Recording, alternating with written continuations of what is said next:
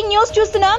IndiGo విమానానికి bomb బెదిరింపు అందినట్లుగా తెలుస్తోంది. ఢిల్లీ నుంచి వారణాసి వెళ్తున్న ఇండిగో విమానానికి బాంబు బెదిరింపు అందినట్లుగా తెలుస్తోంది. ప్రయాణికులు సురక్షితంగా ఉన్నట్లు సమాచారం.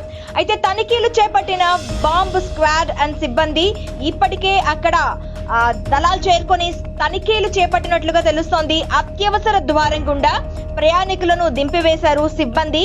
ప్రస్తుతానికి ప్రయాణికులంతా సురక్షితంగా ఉన్నట్టుగా తెలుస్తోంది. మరోపక్క అక్కడ తనిఖీలు జరుగుతున్నట్లుగా బాంబ్ స్క్వాడ్ అండ్ అక్కడ మెయిన్ సిబ్బంది ఎవరైతే ఉంటారో వాళ్ళు తనిఖీలు చేపడుతున్నట్లుగా సమాచారం.